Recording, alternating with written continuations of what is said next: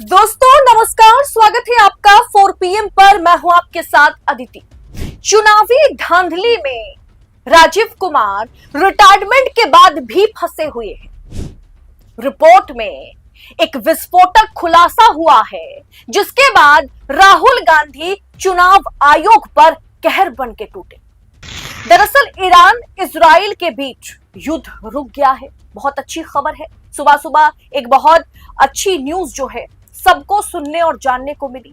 लेकिन चुनाव आयोग और विपक्ष के बीच फिर से फर्जी वोटर्स पर जंग छिड़ गई है। न्यूज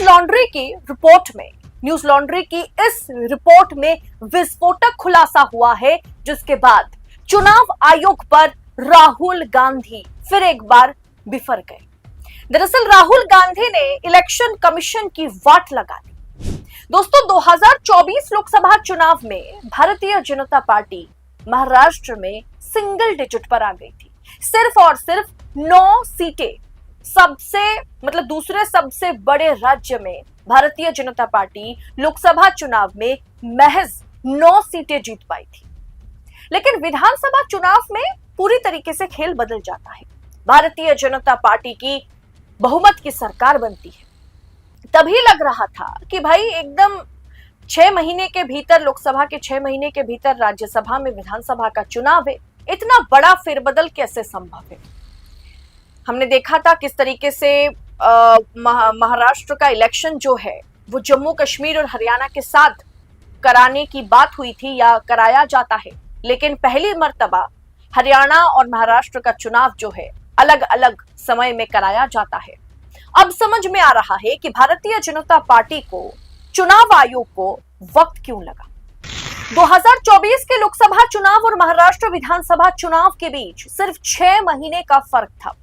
नागपुर दक्षिण पश्चिम सीट, जो कि देवेंद्र फडणवीस, जी हां, मोदी के मुख्यमंत्री देवेंद्र फडणवीस की सीट है, उसमें 6 महीने में 29,219 नए मतदाता, नए वोटर्स, न्यू वोटर्स जुड़े हैं। हर रोज लगभग 162 मतदाता। ये 8.25% की भयंकर वृद्धि है दोस्तों, भयंकर वृद्धि, जो चुनाव आयोग के दिशा निर्देशों के खिलाफ है। दरअसल ममता बनर्जी, अरविंद केजरीवाल, राहुल गांधी, अखिलेश यादव, समुचित विपक्ष ने सही पकड़ा है कि खेल मशीन नहीं, खेल मशीनरी का और खेल वोटर लिस्ट में खेला जा रहा है। न्यूज लॉन्ड्री की इस रिपोर्ट ने तहलका मचा दिया है, चुनाव आयोग को पूरी तरीके से नंगा कर दिया है। महाराष्ट्र के जिन क्षेत्र में सबसे अधिक संख्या में वोटर्स बढ़े, वहां के स्थानीय मतदान कर्मचारियों ने दावा किया है कि ऐसी कोई जांच नहीं हुई है, कोई जांच नहीं की गई है। इसके अलावा न्यूज लॉन्ड्री ने 50 बूथों पर रैंडम जांच की, जिसमें कम से कम 4000 ऐसे मतदाता मिले जिनके पते नहीं है, मतलब जिनका एड्रेस ही नहीं है, यानी फर्जी वोटर्स। हालांकि चुनाव जो निर्वाचन क्षेत्र है उसमें फर्जी मतदाता थे या नहीं थे, इसकी जांच तो चुनाव आयोग को करनी थी ना। अब दोस्तों मजे की बात देखिए, नागपुर साउथ वेस्ट, दक्षिण पश्चिम जिस सीट पर बात हो रही है, जिस सीट पर बड़ी मात्रा में धांधली होने की खबर बाहर आई है, और वो सीट किसी और का नहीं, वो सीट देवेंद्र फडणवीस की सीट है। वर्तमान में महाराष्ट्र के मुख्यमंत्री देवेंद्र फडणवीस की सीट है। तो नागपुर साउथ वेस्ट में भी 2301 वोटर्स को हटाया गया और फडणवीस ने कांग्रेस उम्मीदवार को यहां पर 39,000 वोटों से हराया था। अब आप क्रोनोलॉजी समझिए। चुनाव से ठीक पहले, विधानसभा चुनाव से ठीक पहले इसी सीट पर 29,200 के करीब वोटर्स अचानक से मतदाता इस सीट में जोड़े गए और देवेंद्र फडणवीस ने कांग्रेस को 39,000 वोटों से इस सीट से हराया है। आपको लगता है ये 29,000 वोटर्स जो अचानक जोड़े गए, पर डे 162 मतदाता जोड़े गए, ये कोई नॉर्मल वोटर्स होंगे? ये सीट से उनकी लगातार चौथी जीत है। लोकसभा चुनावों की तुलना में भाजपा ने अपने मतदाताओं में 14,225 की वृद्धि की इस सीट पर, जबकि कांग्रेस ने केवल 8,000 वोटों की बढ़ोतरी कांग्रेस में देखी गई।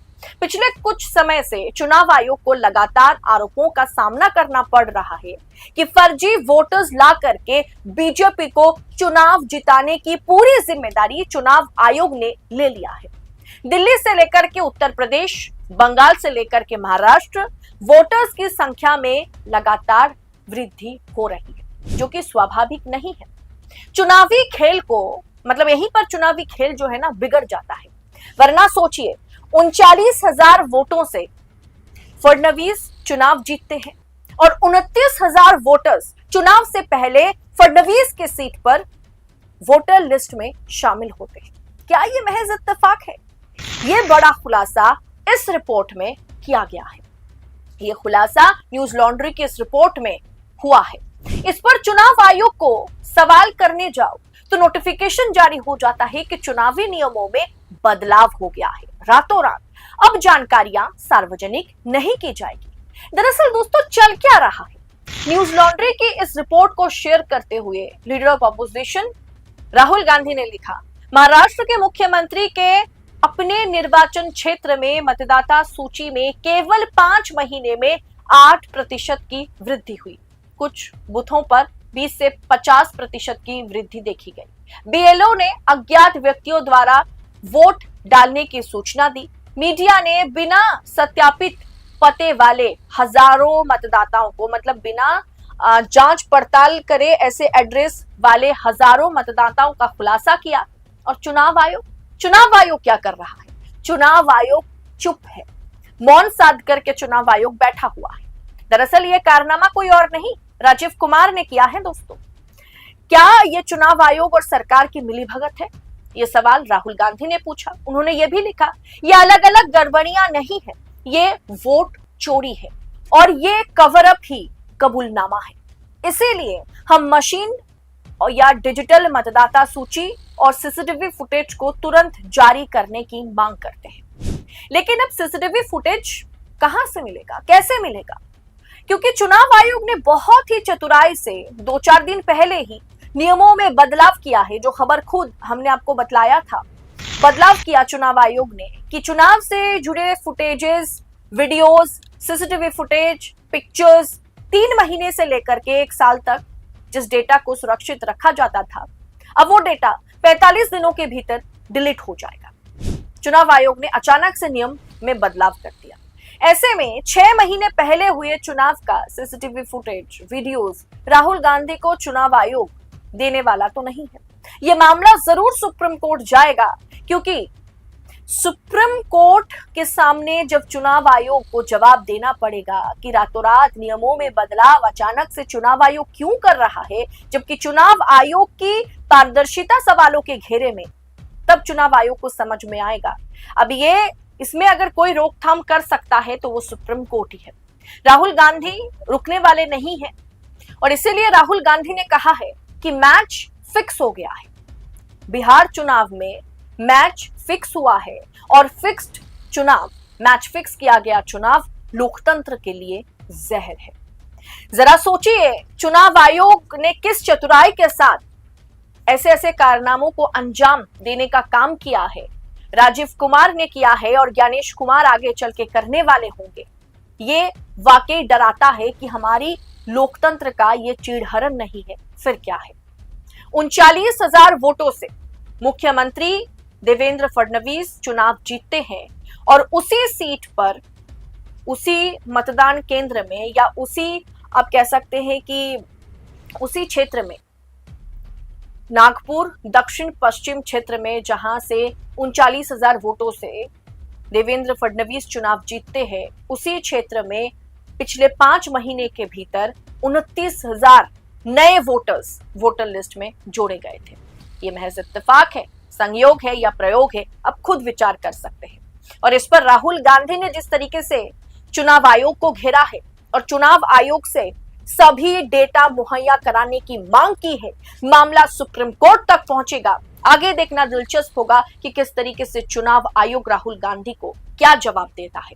आप अपनी राय इस पूरे विषय पर कमेंट बॉक्स में हमारे साथ साझा करें। चुनाव आयोग चुनावी प्रक्रिया की पारदर्शिता को लेकर के आपके विचार क्या है, कमेंट बॉक्स में हमें बताइए। और ऐसी तमाम खबरों को यूं ही पाने के लिए 4 PM के साथ बने रहे। पहली मर्तबा वीडियो देख रहे हैं चैनल पर तो चैनल को सब्सक्राइब करें, ज्वाइन करें। बहुत बहुत शुक्रिया आप सभी का। जय हिंद, जय भारत।